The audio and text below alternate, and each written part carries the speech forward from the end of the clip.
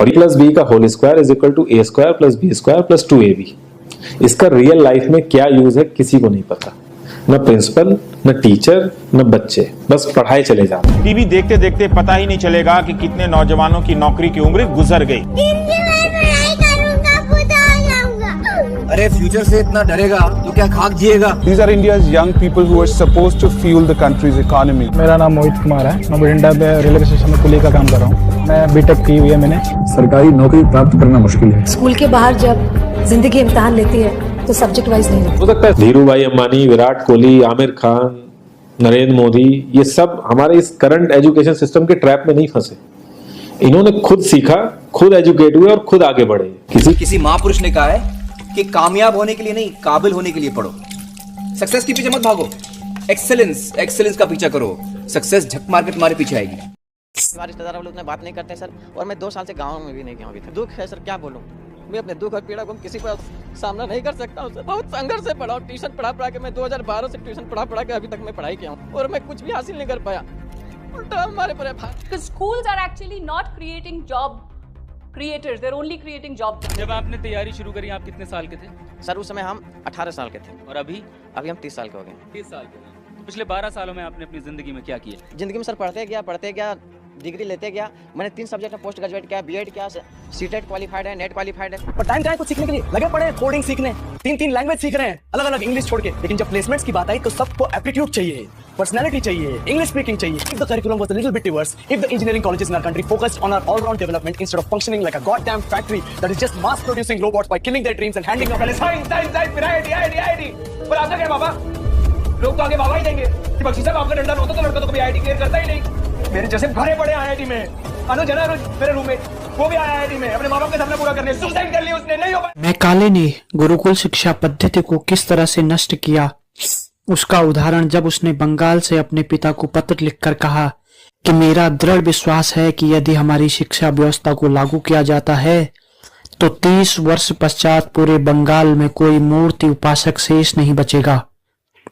साफ जाहिर है कि भारतीय गुरुकुल व्यवस्था धर्म, संस्कृति, दर्शन सब कुछ मैकाले नष्ट करके पाश्चात्य धर्म, दर्शन व संस्कृति का विकास करना चाहता था। भारतीय साहित्य के बारे में मैकाले ने लिखा कि भारतीय धर्म ग्रंथ अंधविश्वासों व मूर्खतापूर्ण तथ्यों से भरे पड़े हैं। इसके इतिहास में 30 फीट लंबे राजाओं का वर्णन है। संस्कृत व अरबी भाषा को तो मैकाले निम्न स्तर का मानता था। मैकाले ईसाई धर्म व संस्कृति को भारतीयों में बड़ी चतुराई से फैलाना चाहता था। वह जानता था कि अगर ईसाई धर्म व संस्कृति जबरन भारतीयों पर थोपी गई तो भारतीय अपने धर्म की रक्षा के लिए अंग्रेजी सरकार के खिलाफ विद्रोह कर देंगे। इसलिए उसने विद्यालयों में किसी भी धर्म की शिक्षा अनिवार्य रूप से न दिए जाने का सुझाव दिया। मैकाले भारत में एक ऐसा वर्ग विकसित करना चाहता था जो अंग्रेजी हुकूमत व भारतीय जनता के बीच एक सेतु का काम कर सके, एक संदेश वाहक का कार्य करे, एक ऐसा वर्ग जो रक्त व रंग से भारतीय हो परंतु विचार, आदर्श और बुद्धि में अंग्रेज हो। इतना ही नहीं, उसका इरादा भारतीय धर्म, संस्कृति, दर्शन को जड़मूल से समाप्त करने का था। ईसाई मिशनरियों का विचार था कि उच्च वर्ग के लोगों को शिक्षा देकर उन्हें ईसाई बनाया जाए, जिससे निम्न वर्ग के लोग उनसे प्रेरणा लेकर ईसाई धर्म स्वीकार कर सकें, जिसका ताजा उदाहरण आज भी आप हमारे समाज में देख सकते हो। मैकाले जिस संस्कृत भाषा को निम्न स्तर का कहता था वही हमारी मातृभाषा सब भाषाओं की जननी है। जिस संस्कृत भाषा के बल पर हमारी जीडीपी उस समय 35% थी, पूरे विश्व में हम सोने की चिड़िया के नाम से प्रसिद्ध थे, और जो मैकाले अंग्रेजी भाषा की बात कर रहा था उसके देश की जीडीपी मात्र 2% थी। अब सोचो, 1947 में हमारे देश की जीडीपी 35% से घटकर 0% हो गई और ब्रिटेन, इंग्लैंड की जीडीपी बढ़कर 12% हो गई। अगर अंग्रेजी भाषा से ही इतना विकास होता तो आज चाइना, जापान, जर्मनी, रशिया भी अंग्रेजी भाषा का इस्तेमाल करते, परंतु नहीं, वो अपनी मूल भाषा में ही अपने देश का विकास कर गए। और हम लोग अंग्रेजी मानसिकता के गुलाम बन गए। आजादी के 75 वर्ष बीतने के बाद आज भी हमारी शिक्षा व्यवस्था मैकाले द्वारा बनाई गई घटिया सड़ी हुई व्यवस्था चलाई जा रही है, जो शिक्षा जिंदगी में कहीं कोई काम नहीं आती। हम पढ़ते हैं, रटते हैं, कॉपी किताब लिखकर भर देते हैं और एग्जाम में जाकर उल्टी कर देते हैं। 90% मार्क्स लाकर भी आज जॉब नहीं मिलती। कंपनी के मालिक बोलते हैं कि हमें एम्प्लॉय नहीं मिल रहे और बेरोजगार बोलता है कि उसे जॉब नहीं मिल रही। कंपनी के मालिक को जो स्किल सेट चाहिए वो स्किल स्कूल नहीं पढ़ा रहे, और जो स्कूल पढ़ा रहे वो कंपनी के किसी काम का नहीं। आप बताओ, बाबर भारत में कब आया? गौरी कब भारत आया? महमूद गजनवी कब भारत आया? अकबर महान था। a+b का होल स्क्वायर क्या है? साइन थीटा, कॉस थीटा, इन सब को पढ़ाने का क्या फायदा जब इनको पढ़ के जीवन में कोई इनका उपयोग ही नहीं होना। जो चीज जीवन में काम नहीं आती उसको पढ़ाकर क्या हम अपनी आने वाली युवा शक्ति को एक पढ़ा लिखा अनपढ़ बना रहे हैं?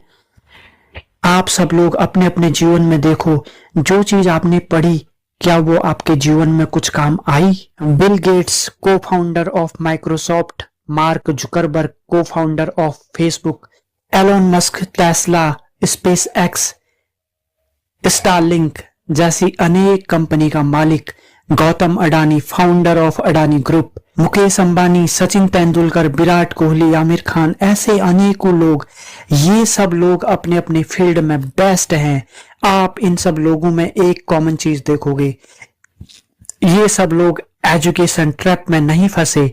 दूसरी तरफ आप जैसे हजारों युवा जो किसी कॉलेज में पढ़ाई कर रहे होंगे, तरह तरह के मोटी मोटी बुक्स याद कर रहे होंगे, आपने अपनी लाइफ के 15-16 महत्वपूर्ण साल स्कूल की पढ़ाई में लगा दिए, 4-5 साल डिग्री लेने में लगा दिए।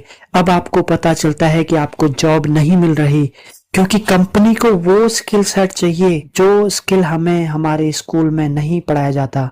जिस एजुकेशन सिस्टम को आप बचपन से पढ़ते आ रहे हो, उस एजुकेशन सिस्टम को बनाया ही इसीलिए गया था ताकि आप एक फैक्ट्री वर्कर बन सको।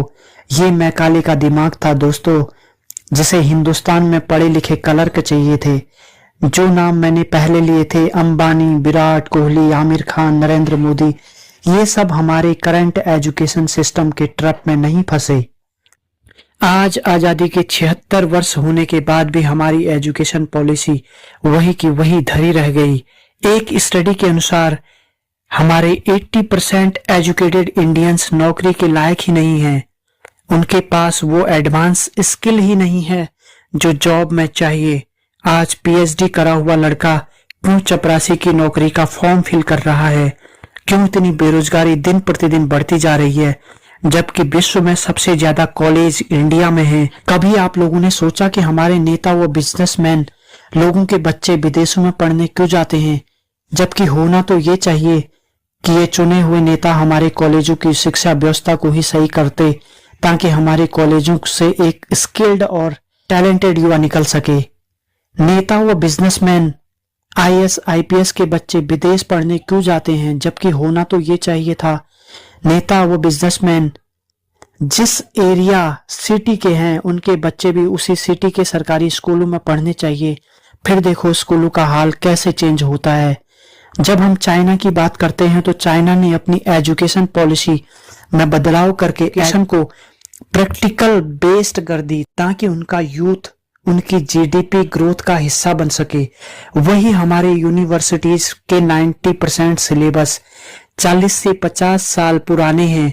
वही पुराने आउटडेटेड सिलेबस को पढ़ाया जा रहा है, जो आज के मॉडर्न एज में कहीं काम ही नहीं आ रहा। आज के डेट में हमें ऐसा कैरिकुलम चाहिए जो रेलिवेंट हो, ऐसी यूनिवर्सिटीज चाहिए जो प्रैक्टिकल बेस्ड में पढ़ाती हो, एआई बेस्ड टेक्नोलॉजी हो। 100% प्लेसमेंट के नाम पे यूनिवर्सिटीज एडमिशन के 20 से 50 लाख रुपए ले लेती है, और जब प्लेसमेंट का नंबर आता है तब 40% से 50% छात्रों का भी प्लेसमेंट नहीं हो पाता। दोस्तों, आपको ये डॉक्यूमेंट्री कैसी लगी कमेंट में जरूर बताइएगा। धन्यवाद।